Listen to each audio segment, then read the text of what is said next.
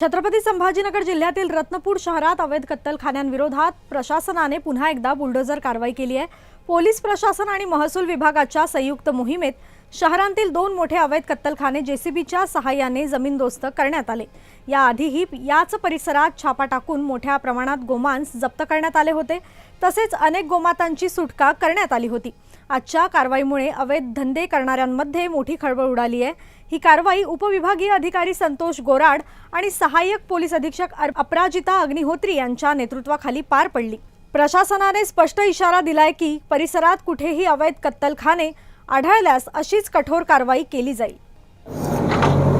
छत्रपती संभाजीनगर जिल्ह्यातील रत्नपूर शहरात काही दिवसापूर्वी एक मोठी कत्तलखान्यावर कारवाई करण्यात आली होती। त्या कारवाई दरम्यान मोठा गोमांस हा पोलिसांनी ताब्यात घेण्यात आला होता। त्याच दरम्यान मोठे गोमांस देखील इथे आढळून आलेले आहे।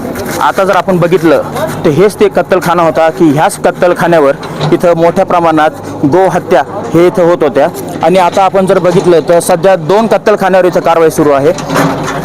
थेट पोलीस प्रशासन असू, महसूल विभाग असू, नगर परिषद विभाग संयुक्त विद्यमानाने ही कारवाई पार पडत आहे। आपल्यासोबत स्वतः अधिकारी आपल्यासोबत आहेत। सर, कशा प्रकारे ही कारवाई होती आहे आणि किती कत्तलखान्यावर ही कारवाई करण्यात येते?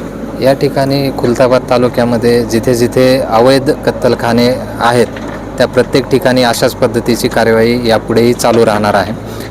आत्ता या ठिकाणी ज्या मागील कालावधीमध्ये रेड टाकल्या होत्या त्यामुळं या ठिकाणचा सगळं स्ट्रक्चर आम्ही तोडून टाकलेलं आहे आणि भविष्यात एक खुलताबाद तालुक्यामध्ये ज्या ज्या ठिकाणी अशा पद्धतीचे अवैध कत्तलखाने आढळतील त्या ठिकाणी जेसीबी चालवून ते तोडून नष्ट केले जातील आणि त्या जागा नगरपालिकेच्या ताब्यात घेतल्या जातील। सध्या किती कत्तलखान्यावर इथं कारवाई करण्यात येते? आता या ठिकाणी 2 कत्तलखान्यावरती कारवाई चालू आहे। नक्कीच आपण जर पाठीमागं बघितलं तर इथं थेट जेसीबीच्या साहाय्याने अशा प्रकारे इथं कारवाई करण्यात येते आणि अधिकारी हे स्वतः म्हणतात की यापुढे देखील असे कत्तलखाने इथं आढळले तर थेट जेसीबीच्या साहाय्यानेच अशाच प्रकारे इथं कारवाई करण्यात येईल। मी गौरव जोंधळे, सुदर्शन न्यूज, छत्रपती संभाजीनगर। छत्रपती संभाजीनगर जिल्ह्यात रत्नपूर शहरामध्ये काही दिवसापूर्वी पोलिसांनी एक मोठी रेड केली होती। त्या रेड दरम्यान मोठ्या प्रमाणात गोमांस इथं आढळून आला होता। आपण इथं उभे आहोत, हेच ते ठिकाण आहे। इथे मोठ्या प्रमाणात इथं गोमांस आढळून आला होता।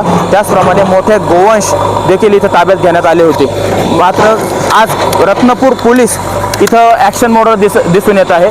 थेट जेसीबीच्या साहाय्याने हा कत्तलखाना हा उद्ध्वस्त करण्यात येतोय।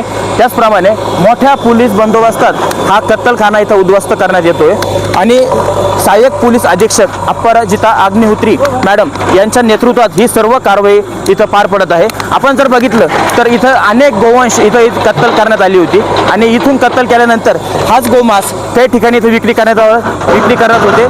त्याच दरम्यान काही गोमांस हा शहरात देखील इथं विक्री करण्यात येत होता, अशी देखील माहिती समोर येते। म्हणूनच पोलीस दल हे कुठेतरी ॲक्शन मोडवर आलेलं दिसून येत आहे। मी गौरव जोंधळे, सुदर्शन न्यूज, छत्रपती संभाजीनगर।